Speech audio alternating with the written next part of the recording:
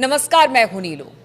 तो परमाणु समझौते को लेकर एक बार फिर से ईरान अमेरिका आपस में बैठे, लेकिन उसका कोई नतीजा नहीं निकला। अब तो लग रहा है कि ये बातचीत ही बेमानी है। क्या इसके कोई मायने भी हैं? क्या इसका कोई हल भी निकलेगा? क्योंकि हर बार इसी तरह से बातचीत होती है और फिर उसके बाद कुछ नहीं होता। अब ऐसे में खबर ये आ रही है कि क्या ये जो बातचीत है या फिर अमेरिका का जो ईरान पर दबाव है उसको लेकर कोई ईरान अब इसके बाद कोई बड़ा कदम उठा सकता है। इसी पर बातचीत करने के लिए मेरे साथ मयंक जुड़ गए हैं। मयंक, लगातार बातचीत तो चल रही है, लेकिन वही बातचीत कहते हैं ना कि ढाक के वही तीन पात, कुछ नहीं होने वाला है। एक बार फिर से बातचीत हुई, कोई हल नहीं निकला। लेकिन अब ये कहा जा रहा है कि क्या अब जो उत्तर कोरिया है उसकी तर्ज पर ईरान आगे बढ़ेगा? देखिए, जिस तरह से लगातार ट्रम्प की तरफ से धमकियां आ रही हैं, अमेरिका की तरफ से जिस तरह से धमकियां आ रही हैं, उसके बाद ईरान में एक चर्चा छिड़ गई है कि भाई आखिर ये धमकियां कब तक।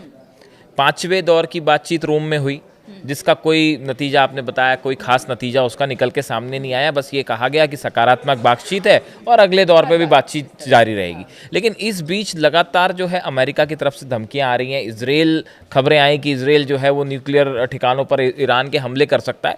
तो इन सब के बीच में अब ये सवाल ये है कि भाई आखिर अब ईरान क्या करेगा।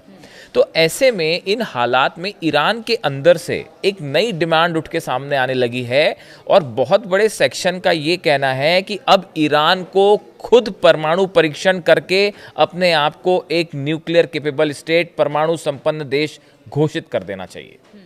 देखिए, ईरान के कई ऐसे सांसद हैं, ईरान के कई ऐसे हार्डलाइनर्स हैं जिनका ये कहना है कि भाई अगर ईरान ने खुद को एक बार परमाणु संपन्न देश घोषित कर दिया तो उसके बाद जो अमेरिका की धमकियां हैं वो आना बंद हो जाएंगी, ट्रंप की धमकियां आना बंद हो जाएंगी। हाँ, वो दबाव कम हो जाएगा, क्योंकि जब आप एक अपने आप को एक बार परमाणु संपन्न, शक्ति संपन्न राष्ट्र घोषित कर देते हैं तो उसके बाद फिर आपको धमकी देना और आप पे हमला करना आसान नहीं रह जाता। अब देखिए, कुछ मैं एग्जांपल्स आपको दे रहा हूँ।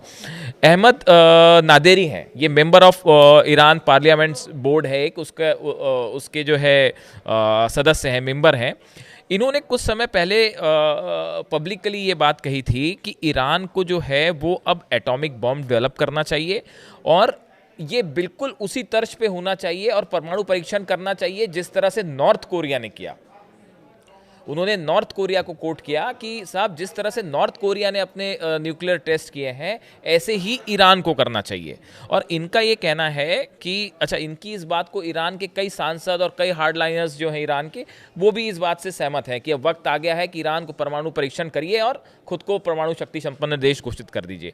अब इन्होंने एक बात और इंटरेस्टिंग कही कि ऑब्जर्विंग द बिहेवियर, ये अहमद नादेरी कह रहे हैं, ईरान के जो हैं वो कह रहे हैं कि observing the behaviour and the words of Trump during his first presidential term with North Korea shows that having an atomic bomb has brought security for North Korea.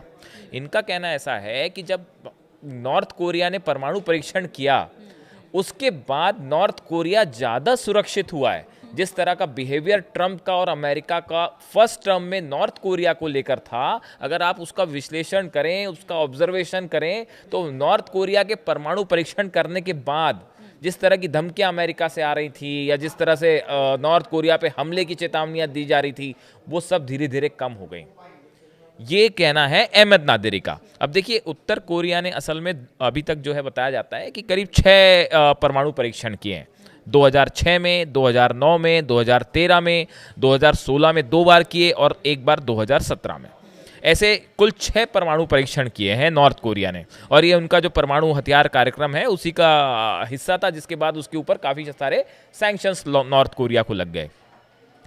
अब देखिए, नॉर्थ कोरिया ने जैसे ही परमाणु परीक्षण किया उसके बाद अचानक से जो पश्चिमी देशों ने उनके ऊपर सैंक्शंस तो लगाया, लेकिन देखिए जो धमकियां जैसी अभी ईरान को मिल रही हैं, इजराइल कह रहा है कि हम आपके परमाणु ठिकानों पर हमला कर देंगे, और खुफिया रिपोर्ट्स आ रही हैं कि इजराइल जो है वो तैयार बैठा है फाइटर जेट से अपने ईरान के परमाणु ठिकानों पर हमला करने के लिए, या अमेरिका के B-2 बॉम्बर्स वाली खबर आ जाती है कि अमेरिका कह रहा है कि हम जो है अगर आपने समझौता नहीं किया तो बड़े हमले के लिए तैयार रहिए।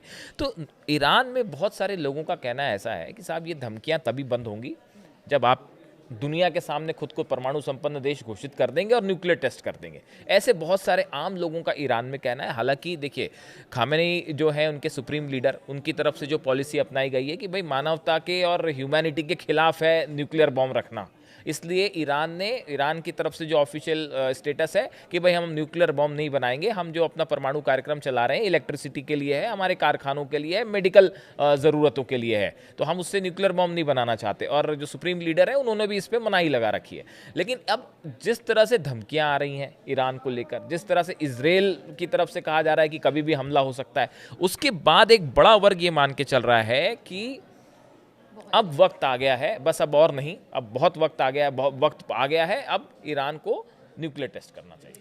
लेकिन ऐसे में क्या अमेरिका और जो इजराइल है वो भी जानते हैं कि ठीक है अभी बातचीत से ही ईरान चाहता है कि इस मसले का हल हो, उनको भी ये लगता है कि टाइम दोनों तरफ से, चाहे वो ईरान की तरफ से या अमेरिका इजराइल की तरफ से भी जिस तरह का दबाव है उसमें एक टाइम मिल रहा है, भले वो बातचीत के जरिए हो लेकिन वक्त दोनों के पास है।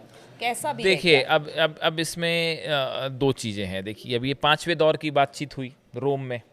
अब जब ये बातचीत हो रही थी उसके कुछ घंटे पहले जो स्टीव विटकॉफ हैं, अमेरिका के जो एनवॉय हैं, जो कि इस अमेरिका की तरफ से, ट्रम्प की तरफ से बातचीत में हिस्सा ले रहे हैं, उनकी मुलाकात हुई। किससे मुलाकात हुई साहब? मोसाद के जो चीफ हैं डेविड बार्निया और रॉन डर्मर हैं, ये नेतन्याहू के बहुत ही करीबी हैं।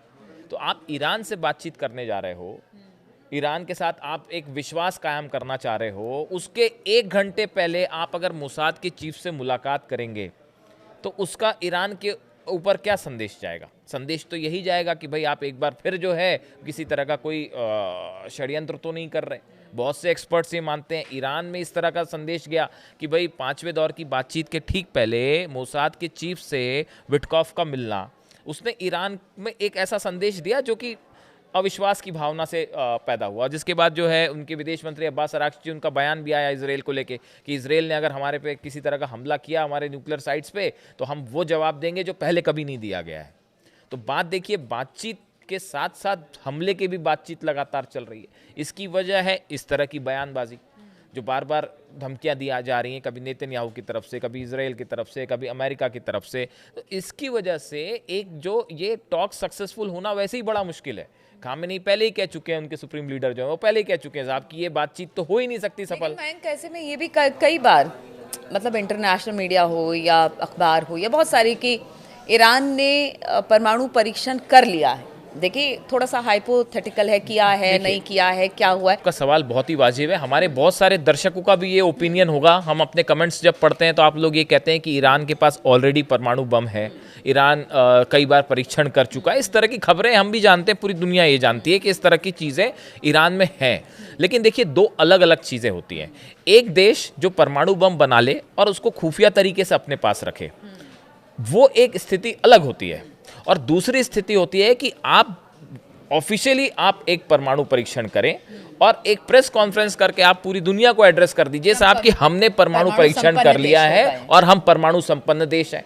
उसके बाद की स्थिति और गुपचुप तरीके से परमाणु बम रखने वाली स्थिति, ये दोनों अलग अलग है। आप इंटरनेशनल रिलेशंस में अगर समझें इस चीज़ों को, तो एक परमाणु संपन्न राष्ट्र का जो दर्जा होता है वो अलग होता है।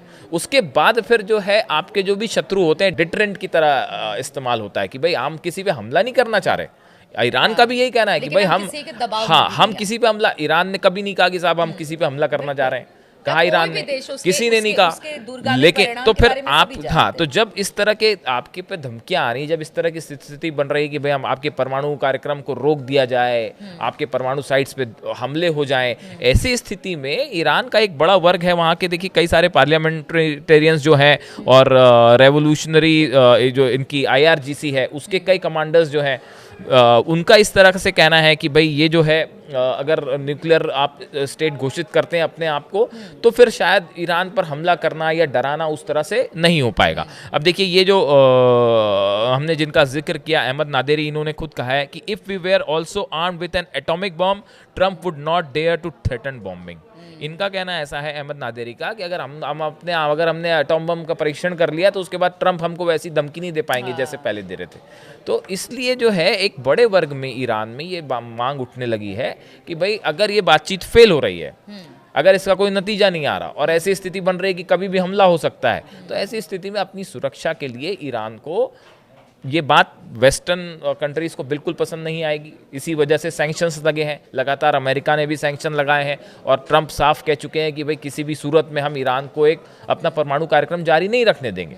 तो अब लेकिन इस स्थिति में जो 5वें दौर की बातचीत के बाद जिस तरह से एक मामला फंसा हुआ है जो आगे बढ़ता नहीं दिखाई दे रहा है, उसके बीच में ईरान से ये मांग उठना कि भाई परमाणु परीक्षण करना अब ज़रूरी हो गया है। अब देखते हैं कि आगे बातचीत कहाँ बढ़ती है। चलिए ठीक है, तो बातचीत का तो कोई हल निकलता दिखाई नहीं दे रहा है। अब ईरान के अंदर से कहा जा रहा है कि देखिए इतने दबाव में ईरान बहुत दिनों तक इस तरह से नहीं चल सकता है, तो अब ईरान को अपने परमाणु कार्यक्रम या जो चलाया जा रहा है उसकी तरफ से कि परमाणु परीक्षण अब कर लेना चाहिए, क्योंकि और अब दबाव चाहे वो अमेरिका का हो, इजराइल का दबाव ईरान नहीं झेल सकता। लेकिन अब फैसला ईरान को ही लेना है, जो ईरान के सुप्रीम लीडर है उनको लेना है कि क्या स्थिति है और क्या परमाणु परीक्षण करने का वक्त आ गया है।